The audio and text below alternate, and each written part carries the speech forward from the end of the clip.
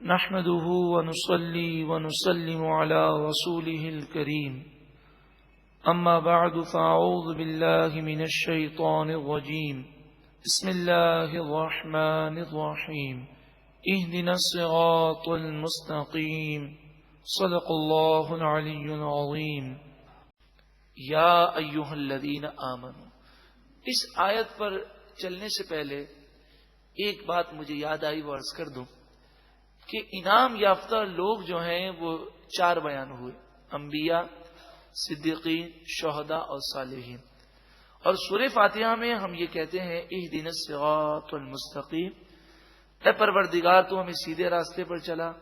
صراط الذین انعمت علیہم، ان لوگوں کے راستے پر چلا جن پر تو نے انعام کیا. اور انعام یافتہ کون لوگ ہیں ان کا ذکر کر دیا گیا. تو صالحین، شہداء، صدیقین اور انبیاء، ان کے راستوں پر چلنا یقیناً یہی صراط مستقیم ہے. اور صالحین اور صحابہ کرام کے عمل کو دیکھیں تو وہ عشق رسول رکھا کرتے تھے، تعظیم و توقیر کیا کرتے تھے. صحابہ کرام با ادب تھے، اللہ اور اس کے رسول سے ایسی محبت کرتے، اپنی جان، اپنا مال، سب کچھ قربان کرنے کے لیے ہر وقت تیار رہتے تھے. اگر ان کے نقش قدم پر چلنا ہے تو ہمیں بھی یہی صفات پیدا کرنے کے لیے دعائیں مانگنی ہیں. اللہ تعالی ہمیں بھی ان کے صدقے میں ایسا جذبہ عطا فرمائے کہ اسلام کے لیے ہماری جانیں، ہمارا مال، سب کچھ ہم قربان کرنے کے لیے تیار ہو جائیں. یا ایھا الذین آمنو، اے ایمان والو، خذوا حذرکم، اپنی حفاظت کرو. میدان جنگ میں بغیر اسلحے کے کود جانا یہ بہادری نہیں ہے، بلکہ بہادری یہ ہے کہ حفاظت کے ساتھ جاؤ اور دشمنان اسلام کو جہنم میں پہنچاؤ. یہ کمال ہے. لڑتے لڑتے کئی کافروں کو واصل بجہنم کر کے پھر تم جنت کی راہ لو، شہادت کا رتبہ پاؤ. خذوا حذرکم، اپنی حفاظت کرو. اس آیت کریمہ کے تحت مفسرین نے فرمایا کہ اپنی حفاظتی اقدامات کرنا یہ جائز ہیں، لیکن جب بھی حفاظتی اقدام کریں گے، یہ حفاظتی اقدام کرنے کے بعد بھی بھروسہ اللہ کی ذات پر ہوگا. فانفروا ثبات، پس تم نکلو اللہ کی راہ میں الگ الگ ہو کر. اب انفروا جمیعا، یا سب مل کر نکلو. دونوں صورتوں میں اپنی حفاظت کر کے نکلو. وَإِنَّ مِنْكُمْ، اور بے شک تم میں سے بعض لوگ وہ ہیں، لَمَن لَيُبَطِّئَنَّ، ضرور بضرور وہ نکلنے میں تاخیر کریں گے. یہ منافقین ہیں جو اللہ کی راہ میں نکلنے میں سستی کریں گے.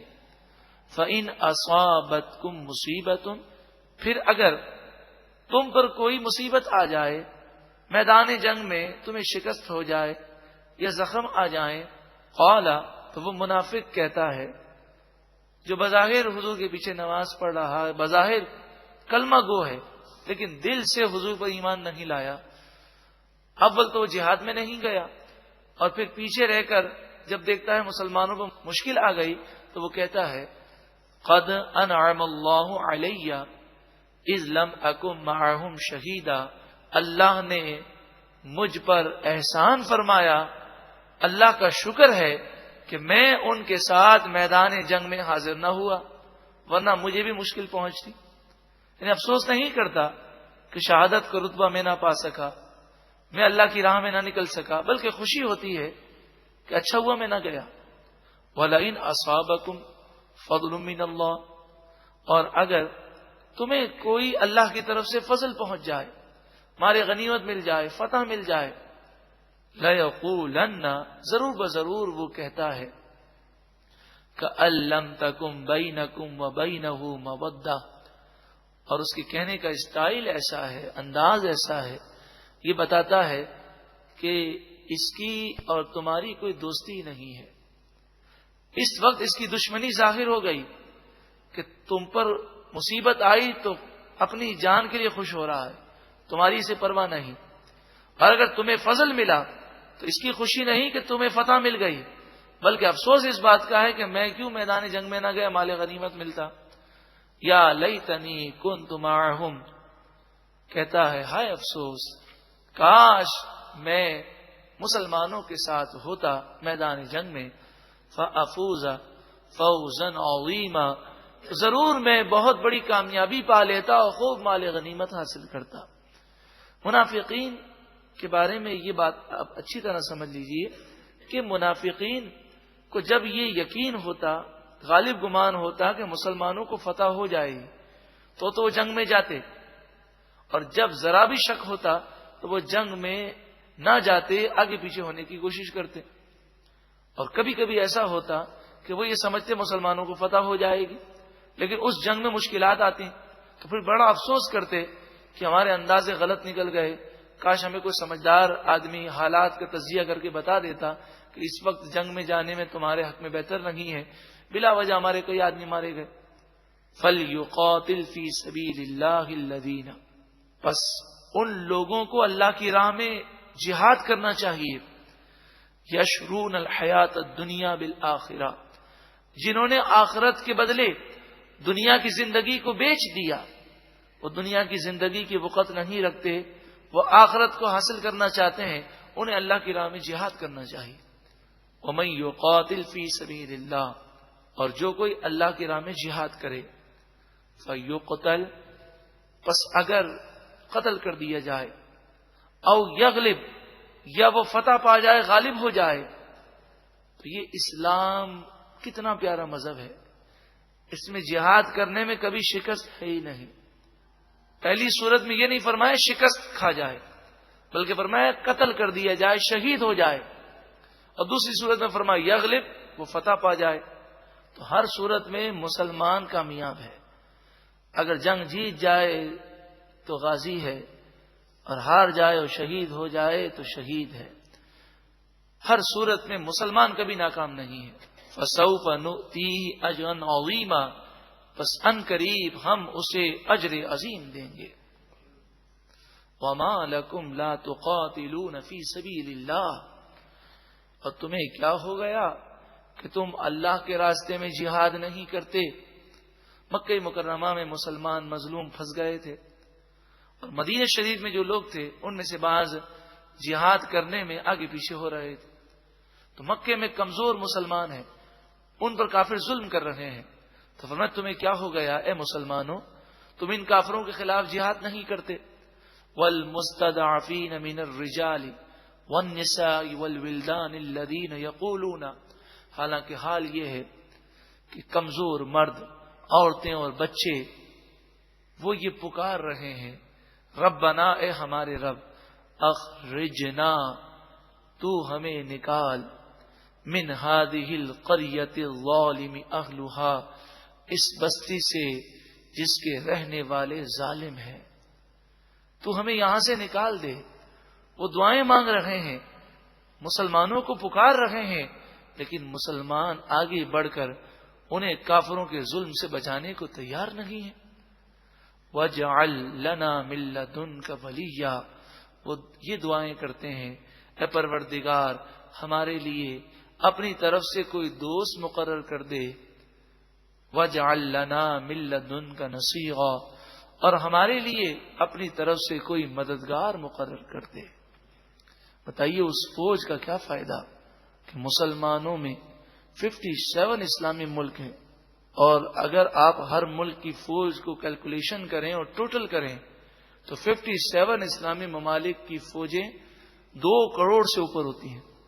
صرف پاکستان کی فوج کہتے ہیں 10 لاکھ سے اوپر ہے، تو 2 کروڑ سے زیادہ مسلمان فوج رکھتے ہیں۔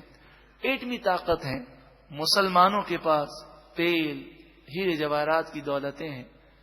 بتائیے اس فوج کا کیا فائدہ کہ کشمیر میں ظلم ہو رہا ہے، فلسطین پہ ظلم ہو رہا ہے، عراق اور افغانستان میں چھوٹے چھوٹے بچوں کو ذبح کیا جا رہا ہے، نوجوانوں کو والدین کے سامنے گولیوں سے بھون دیا جاتا ہے، مسجد میں نمازیوں کو بم دھماکوں سے اڑا دیا جاتا ہے۔ ایسے حالات ہوں اور مسلمان افواج شراب بے حیائی میں مبتلا ہو اور ان کے افسر عیش و عشرت میں اگر مبتلا ہو، تو بتائیے افسوس کے علاوہ ہم کیا کر سکتے ہیں؟ عالم یہ ہے کہ سرحدیں بلاک کر دی گئی ہیں، جو مسلمان ان ممالک میں جا کر جہاد کرنا چاہیں ان کو بھی اجازت نہیں. اور یہ افواج اس قدر زیادہ ہونے کے باوجود افسوس کا مقام یہ ہے کہ حالات یہ ہیں کہ اب یہ افواج اپنے ملک کا دفاع کرنے کے قابل بھی نہ رہیں. عراق کی فوج 10 لاکھ سے زائد تھی، لیکن جب امریکہ نے حملہ کیا تو آپ کو حیرت ہوگی کہ امریکی ہیلی کاپٹر اتر رہے تھے اور عراقی فوج کے بڑے بڑے جرنیل اس امریکی ہیلی کاپٹر میں بیٹھ کر امریکہ روانہ ہو رہے تھے. فوجی اپنا لباس چینج کر کے ہتھیار پھینک رہے تھے. جس عراقی فوج پر عراقی عوام نے کروڑوں اربوں ڈالر خرچ کیے، اس فوج نے عین وقت پر منہ پھیر لیا اور 21 دن تک امریکہ جو مار کھاتا رہا، یہ تو وہاں کی عوام نے جنگ کی ہے. اگر عراقی فوج جنگ لڑتی تو امریکہ کی جرت نہ تھی. آج دنیا تسلیم کرتی ہے کہ امریکہ نے عراق پر حملہ اسی وقت کیا جب وہ تمام بڑے بڑے جنرلوں کو خرید چکا تھا اور اسے پتا تھا کہ اب یہ فوج میرے خلاف جنگ نہیں لڑے گی. اللہ تعالی تمام مسلمانوں کو کھویا ہوا وقار نصیب فرمائے اور دشمنان اسلام کے ظلم سے مسلمانوں کو نجات عطا فرمائے. ضرورت اس بات کی ہے کہ ہم معاشرتی برائیوں کی اصلاح کریں. جب ہم گناہوں میں پڑ گئے تو ہمارا وقار ختم ہو گیا. یہ اسلحے سے اور دولت سے کچھ نہیں ہوتا جب تک کہ ایمانی جوش نہ ہو. پستول تو ہاتھ میں ہے، گولی چلانے کا جذبہ تو چاہیے. تو ایمانی حرارت کے لیے معاشرتی برائیوں کی اصلاح ضروری ہے کہ دوبارہ مسلمانوں کو قرآن و حدیث کی محبت پیدا ہو جائے اور مسلمان قرآن و حدیث پر ایسے عمل پیرا ہو جائیں کہ دوبارہ مسلمانوں کو کھویا ہوا وقار نصیب ہو جائے. عراق، افغانستان، فلسطین، کشمیر، جہاں جہاں مسلمان پریشان حال ہیں، اللہ تعالیٰ تمام مسلمانوں کی پریشانیوں کو دور فرمائے. الذین آمنوا، وہ لوگ جو ایمان لائے، یقاتلون فی سبیل اللہ، وہ اللہ کے راہ میں جہاد کرتے ہیں. والذین کفروا یقاتلون فی سبیل الطاغوت، اور جو کافر ہیں وہ شیطان کی راہ میں قتل کرتے ہیں، لڑائی لڑتے ہیں. فقاتلوا، پس تم جہاد کرو، اولیاء الشیطان، شیطان کے دوستوں سے. تو کافر شیطان کا دوست ہے اور مومن رحمان کا دوست ہے. تو رحمان پر بھروسہ کر کے شیطان کے دوستوں سے جنگ لڑو، اللہ تمہیں فتح دے گا. ان کید الشیطان کان ضعیفا، بے شک شیطان کا مکر و فریب کمزور ہے.